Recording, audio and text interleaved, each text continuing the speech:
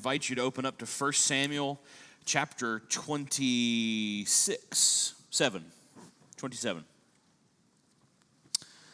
1 Samuel chapter 27. We are rapidly coming to the end of 1 Samuel. Got a few chapters left.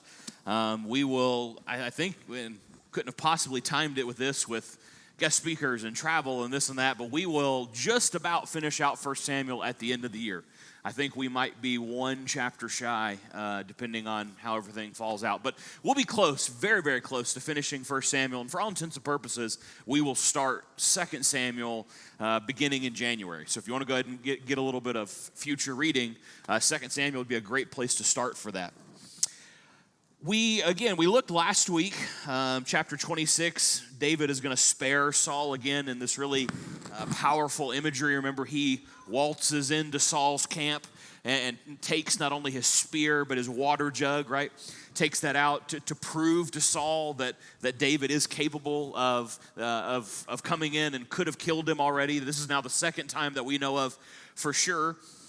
But I hope you'll make a notation in your Bible, because chapter 27, things begin to change. And I've tried to build this theme for you. I mean, the text does it for us, but I've just tried to usher you along in this to feel some of the tension and the anxiety and what we might normally think David would be feeling through this process. Now, the text gives us a really amazing, supernatural in some ways, account of David persevering in ways that most men couldn't. His life has been threatened. He's now on the run. He's had to leave his family.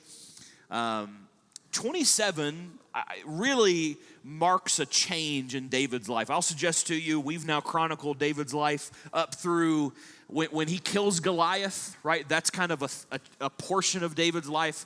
You make a notation there. Everything prior to Goliath is one section.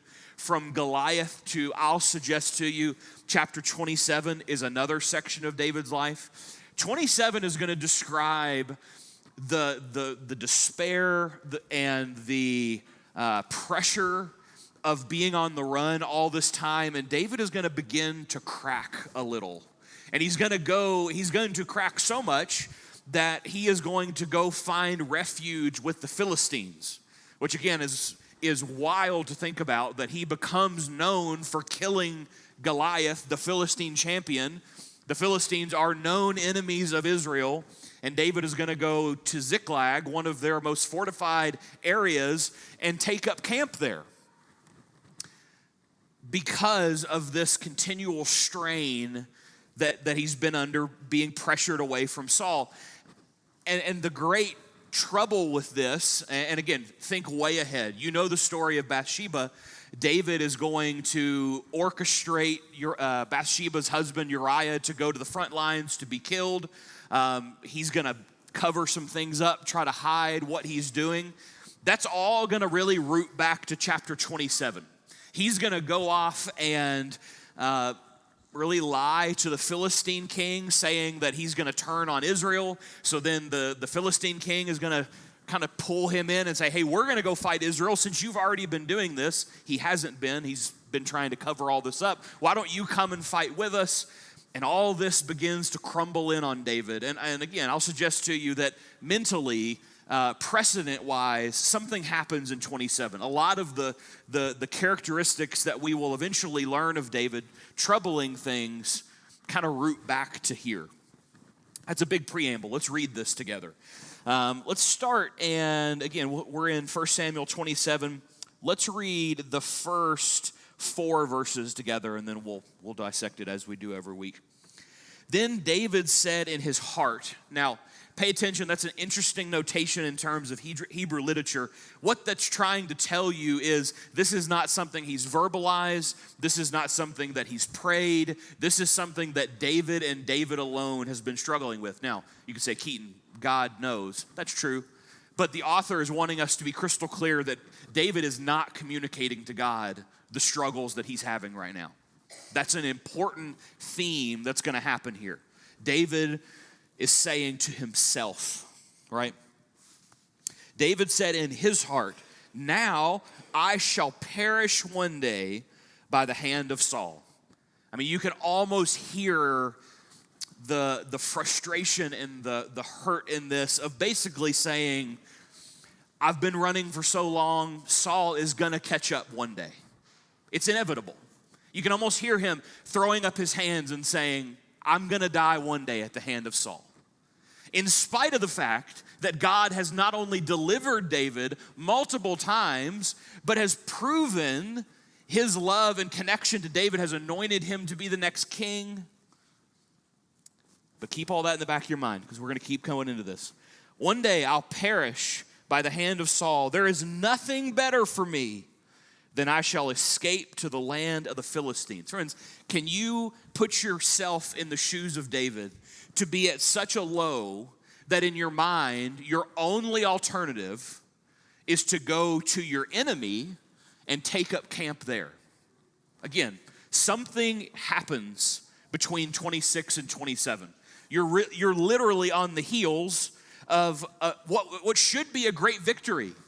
David has waltzed in, clearly has God's protection, right? He is putting them to sleep so that he's able to take Saul's spear.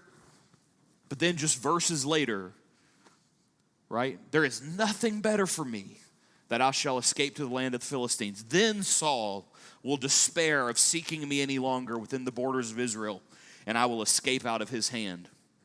And so David arose and went over, he and his 600 men who were with him, to Achish, the son of Moach, king of Gath. And David lived with Achish at Gath, he and his men, every man with his household. And David with his 2 wives, Ahinoam of Jezreel and Abigail of Carmel, Nabal's widow. And when it was told Saul that David had fled to Gath, he no longer sought him.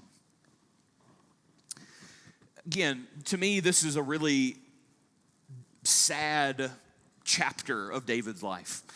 So much so that we don't have any Psalms of David in this period. When David is spending time in Gath, amongst the Philistines, this is a time that, again, he's not talking to God about this. This is something that only he's talking to himself. He says, now I shall perish someday by the hand of Saul. You can almost hear this conversation. It's discouraging. Again, he's wore out. There's constant pressure. But all the while, God has equally, and maybe even in overabundant measure, has given him protection and assurance and confidence. But he is still hurting in this moment. Again, a lot of the hurt that we go through in life is not for God's lack of provision. This is a great example of God has continually given David what he's needed, but sometimes we let the fear drive the ship. We let Satan put questions in that overpowers the blessings of God, not by their merit, but we allow it to happen. And this is what David is doing here. He would rather, right, in this place, he's kind of forgotten how many times God has delivered him. There is nothing better for me that I should escape to the land of the Philistines. David is convincing himself that the idol-worshiping Philistines, the Philistines that had threatened Israel over and over again, would be better than staying among God's people. The theme of this chapter is really what discouragement can do to our decision-making. Discouragement, pressure has narrowed his vision so greatly that the only path forward that he sees is a sinful one. To go be among the very people that have pushed back against God over and over and over again. He says, Saul will despair to seek me anymore in any part of Israel, and I will escape out of his hand. Again, up to this point, David has trusted God over and over to take care of him. Right? When David's on the run, God's going to be there. When David is in the throne room with Saul and Saul throws spears at him over and over again, he trusts that God will provide. When David's in the cave, he trusts God to provide. When David comes upon him at camp, he trusts God to provide. But something changes here. You know, again, Saul is never in a position to force David to do this. But discouragement and despair and pressure are going to do what Saul can't. Saul wants David gone, right? Saul can't force him to do that, so that's why he's hunting him down. But Saul really got an assist from Satan in this, to continually to poison David's mind to believe that there were no other options. Now again, if you and I are tempted to think this is so unique, right? He's supposed to be king. We're talking about the old law. David has been on the run for months and months. How is this applicable to me? Well, I'll suggest to you that this is the man, again, that is going to write more of the more intimate psalms of the nature of God, a man after God's own heart that is going to continually lead his people. But he still finds himself in 1 Samuel 27. If you and I ever believe that we are too spiritual to allow Satan to get in our heart and our mind and convince us of things, I pray that you'll go back to 1 Samuel 27. If it can happen to David, it can happen to any one of us. That's what's happening here. So David arose and took his 600 men. Pay attention to that. Not only now is David making poor choices for himself to go to be with the Philistines, but he's taken his 600 men and their families. So David is now compounding mistakes by taking not only himself, but his closest men and their families to go be with these people. Again, if you go back to chapter 21, 1 Samuel 21, David had briefly been over to this area looking for refuge. And remember that God had intentionally made that encounter so uncomfortable, so much so that David wouldn't ever want to be there, but that's not the feeling of this visit. Again, David's now discouraged, he's pressured, he's hurt, and he sees this more as home. Again, Achish is going to welcome him for a couple reasons. One of these is, again, David and Achish are going to have a common enemy, right? Saul is still leading the way, right? In one way, David views Saul as an enemy, right? Because he's trying to kill David. But the Philistines very much still want Israel to go away, to go down a peg so that they can be risen up. So they have a mutual connection in that. But again, David is also going to bring trained warriors with him. Remember, this is his 600. This is his closest confidants, his fighting men that he's going to bring with their families to be secluded in this area. Again, we don't have any psalms that I could find or remember from this time period because in every sense, in the literal sense, in the spiritual sense, emotionally, David is disconnected from God. David is not thinking rationally. Again, I think this is as much of a concern for every one of us as it should be for anything, because this is a man that loves God. We've seen this. This is a man that trusts God. I'm just going to ask you honestly, up to this point, if you're in David's shoes, have you trusted God implicitly for not only your life, but your family, your children's lives up to this point? I mean, you have been this close from death multiple times. You've been stuck in a cave when the one man hunting you down is yards away. You're on the other side of the ridge and he's hunting you and God keeps you hid. I mean, all this time, really, not the church answer, but in all actuality, do you and I stay faithful during that? My honest opinion is I think we're going to struggle. I would struggle. But David has stayed faithful. But we still find ourselves in 27. Let's read 5 through 7. This is a shorter chapter, and I'm going to encompass the first couple verses of 28, but 28 will be next week for all intents and purposes. So David said to Achish, if I have found favor in your eyes, pause there. Can we appreciate where David is at spiritually to look at a Philistine king and say, if I have found favor in your eyes, let a place be given to me in one of the country towns that I may dwell there. For why should your servant dwell in the royal city with you? So that day Achish gave him Ziklag. And Ziklag has belonged to the kings of Judah to this day, and the number of the days that David lived in the country of the Philistines was 1 year and 4 months. Again, David at one point couldn't have cared any less about impressing or appealing to any of the Philistines. Remember, some of the earliest kind of seasoning times that David had was he and Jonathan going out and hunting the Philistines. And of course, again, Goliath is the big one in David's resume. But now he's eager to have their approval, which again, I think parallels in many ways where David's heart, maybe equally as important, his mind is at this point. He's so desperate to get away from Saul that he's willing to give in on almost everything. For why should your servant dwell in the royal city with you? Again, David is now talking to a foreign, idol-worshiping king and saying, if it pleases you, your servant, David, the anointed king of Israel, the man after God's own heart, is asking for this favor. Again, we don't know a ton of what's happened in that year time, but clearly David is at the bottom spiritually.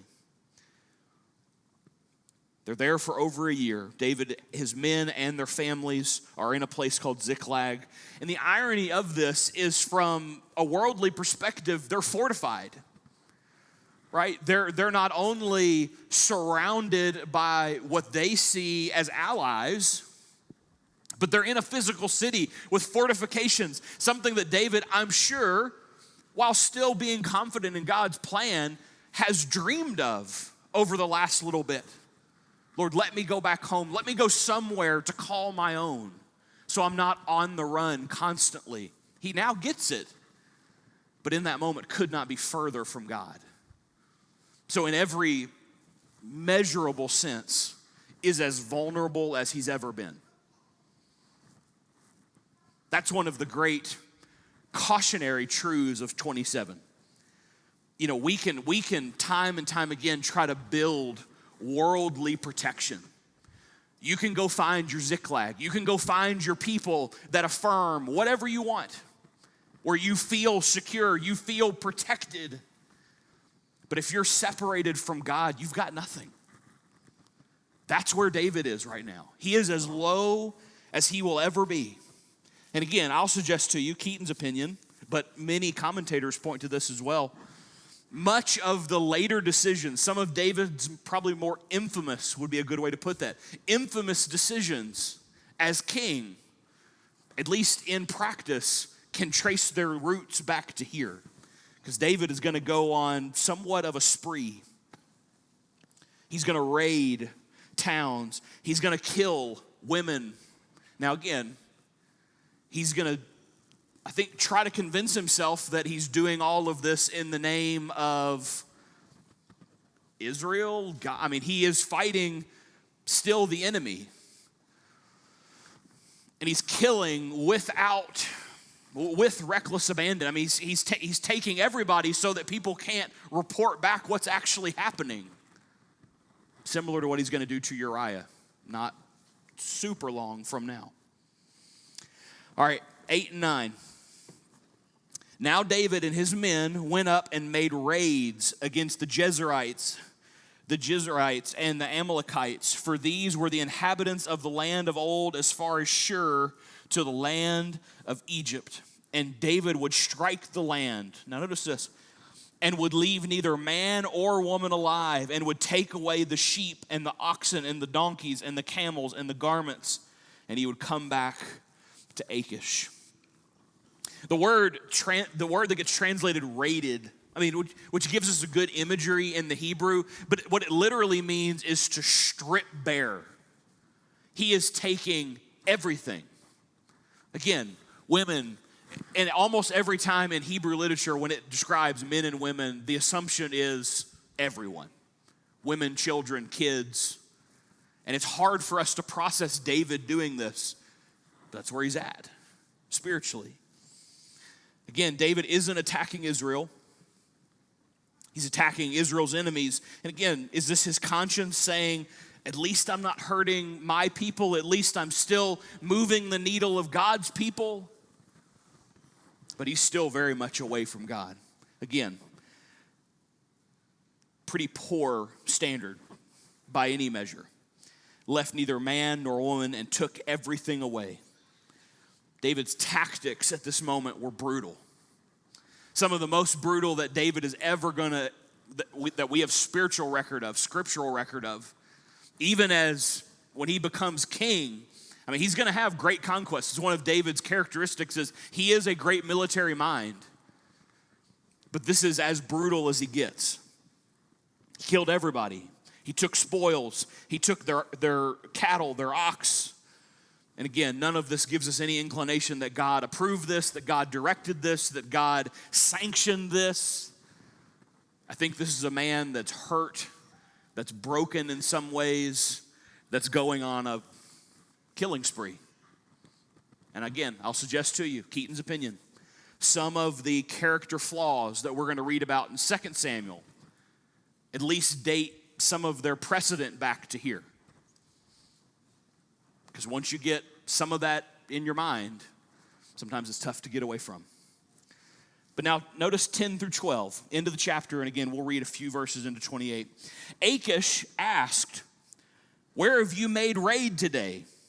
David would say against the Negeb of Judah, or of the Jerahmeelites, or against the Kenites. And David would leave neither man nor woman alive to bring news to Gath, thinking, lest they should tell about us and say, so David has done such as his custom all the while he lived in the country of the Philistines. And Achish trusted David, thinking, he has made himself an utter stench to his people Israel, therefore he shall always be my servant.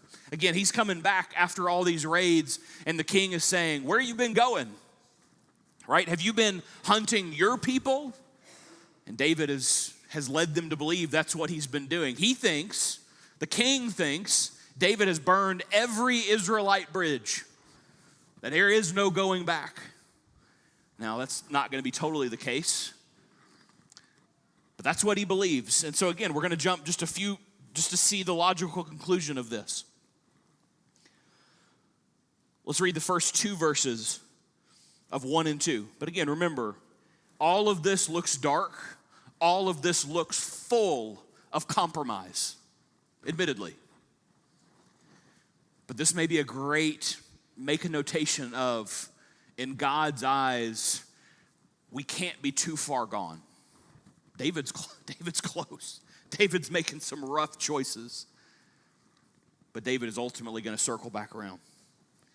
So let's read the first two verses of 28, and that's where we'll pick up from next week. In those days, the Philistines gathered their forces for war to fight against Israel. And Achish said to David, understand that you and your men are to go out with me in the army. David said to Achish, very well, you shall know what your servant can do. And Achish said to David, very well, I will make you my bodyguard for life. Again, David's lies have now pigeonholed him. Right? The king thinks he can't go back to Israel. He thinks he's already begun to kill Israel. It's not the case, but that's what he thinks. Expects David to join the Philistines in terms of war.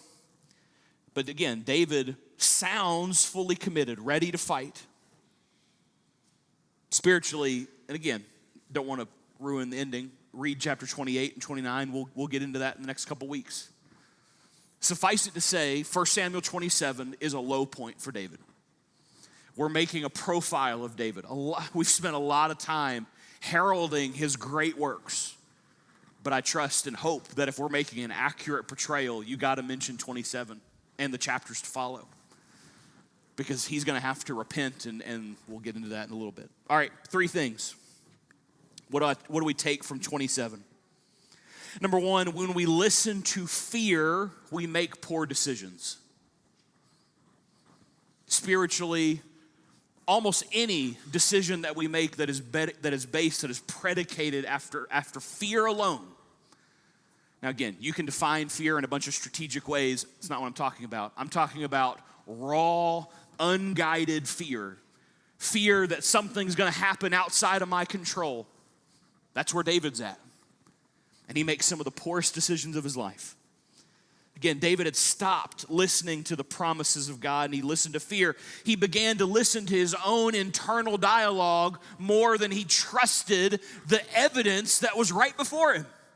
All he had to do was think back, and he could have come up with numerous examples of God delivering him over and over and over again. But Satan got that little voice in his mind to overpower that and say, but what if? But what if? And he got tired of hearing, but what if, and he broke down. What voice, similar to what we talked about this morning, what voice is loudest in your mind? Fear will always lead to compromise. But faith anchors us in the character of God. Number 2, compromise leads to complexity, not peace. If you and I think that we are spiritually going to compromise on the standards of God and things get easier, you're fooling yourself. When you and I compromise on the objective standard, absolute truth, the character of God has been revealed to us. We talked about it at length this morning.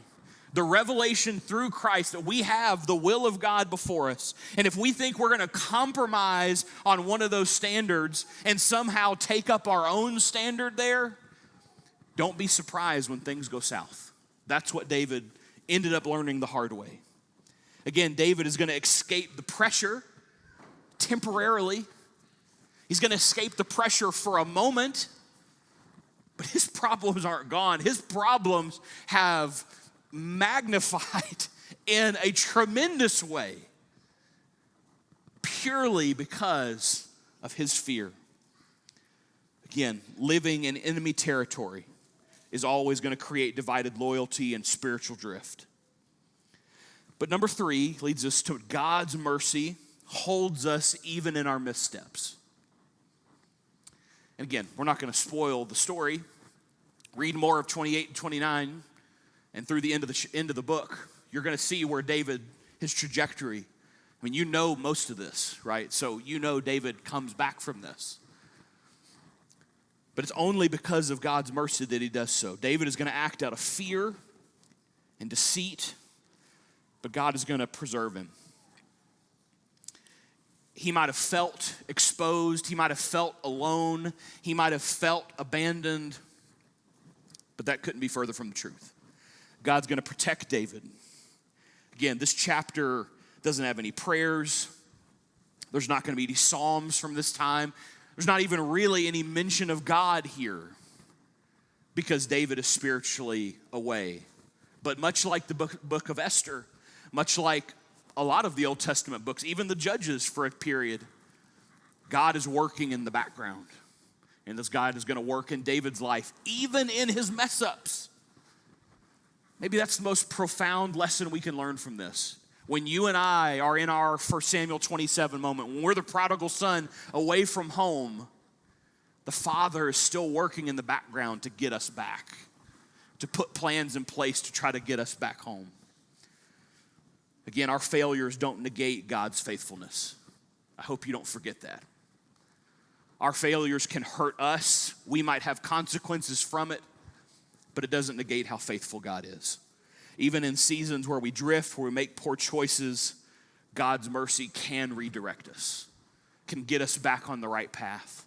It requires obedience and repentance and a lot of things that David's going to learn the hard way, but it's there. There is never a point where we're too far off the cliff. Tonight, if you aren't a Christian, I can't think of any better chapter, ironically. Again, a tough chapter in David's life, but one that I'll suggest to you makes what is to come later in his time as king, again, while not perfect, all the great victories that David is going to experience in some way owe their time back to this moment and in the moments to follow. Because David's either going to choose to yield to God, to come back in repentance, or to be separated indefinitely. And you know where David chooses. You and I have that same choice. We aren't guaranteed tomorrow, but we have today to make the choice that we need to make. If you have a gospel need tonight, come let us know about it as we stand and as we sing.